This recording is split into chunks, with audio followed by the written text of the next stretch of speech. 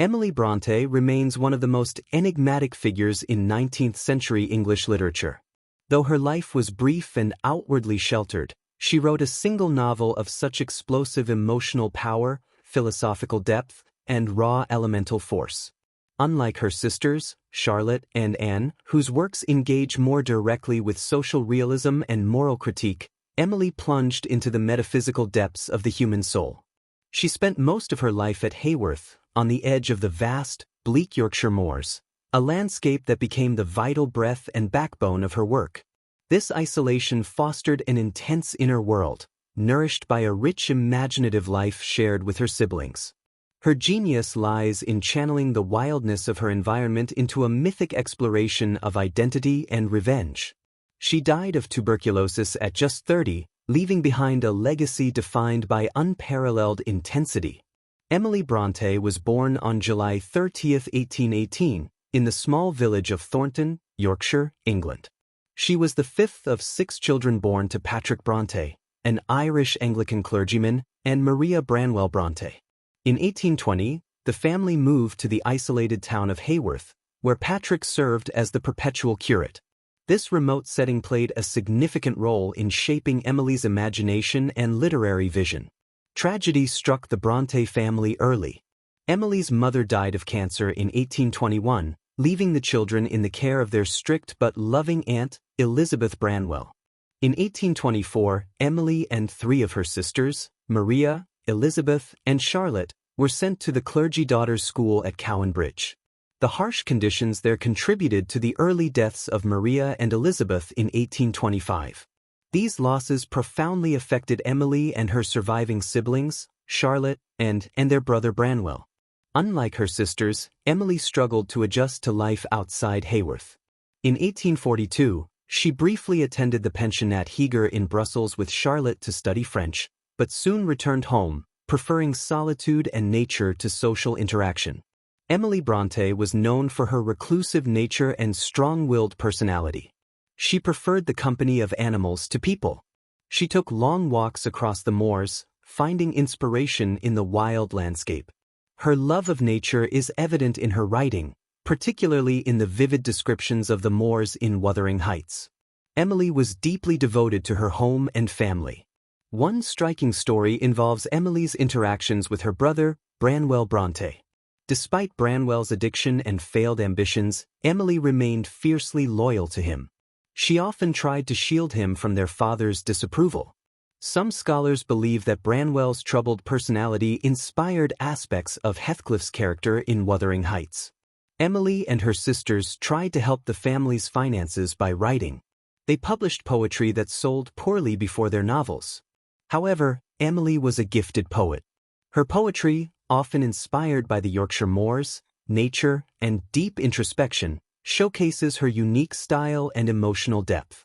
Poems such as No Coward Soul Is Mine and The Night Wind reflect themes of transcendence, solitude, and the struggle between mortality and the eternal.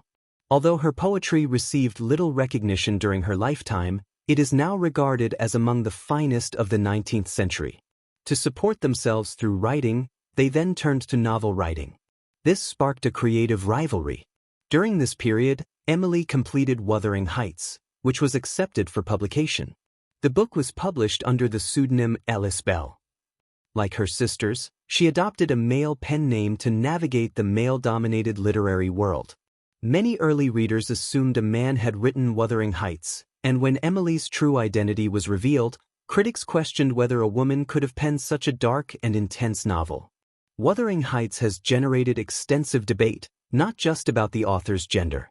It sparked considerable discussion. One of the main points of controversy was Heathcliff's character.